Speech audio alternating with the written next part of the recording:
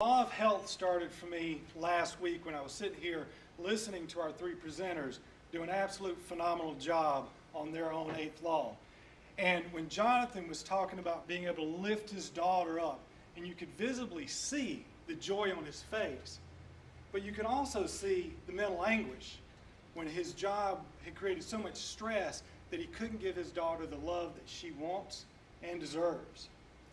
And then it went to the law of Christ that Brian presented, and he was talking about the car. And if you got Christ in you, it's like driving a car, but without it, it's pushing the car. And Andy made the comment that it takes a lot of energy, a lot of momentum to keep the car going, okay? Well, I had all these thoughts. I get in my car, and I'm driving, and just a million thoughts going through my mind. And I get back to my office, and I sit down at my desk. I'm just so ready to empty my mind of all my thoughts on what I think the law of health is. Then my cell phone rang. It was my niece. She told me that my mother's pneumonia had taken a turn for the worse. It was severe. And that they incubated and respirated her, and that they wanted me to get up there as soon as possible. Of all the thoughts going through my mind, it was that I needed to call Jay, because I needed to tell him I wasn't going to be here today to give this class. I wish I could take credit for the thoughts that happened after, but a loud booming thought in my mind was, you will be there and you will teach my people the law of health. Well, the law of health is the ability for you to fulfill God's purpose for you on this planet. Think about that for a second. No fancy definition. Health is the ability for you to fulfill God's purpose for you here on earth. Jay, I know you, like most of us, read our Bible on a daily basis. Why at your stage do you continue to read it? It continues to feed me and nourish me. It sustains my soul. Bingo. The Bible is the Word of God, and it's nutritious for your soul. You need to think about that when you eat. Okay? You need to law A or sub A.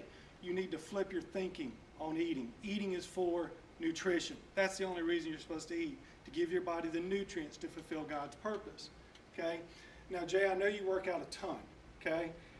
The physical demands placed on you as a pastor, does it make it easier for you by the fact that you exercise? Absolutely. Yeah. And Couldn't do it without it. Bingo. You've got to exercise, because exercise is, again, nutrition. You don't think of it that way, but your body needs it to be healthy. And last, we're going back to Jonathan, the law of rest. God took a day off. You need to too. Because what you've got to do is you've got to reset your thinker. All the negative stress that's put on you is entirely too much.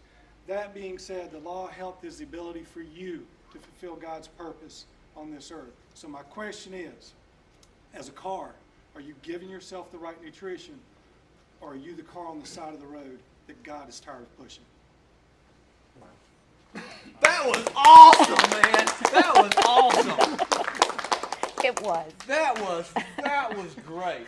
I mean, you found your message right there. I mean, I know him well, and I know the week that he's had, and all the stuff that you've been talking about and doing with us, it came into focus right there. You just nailed it.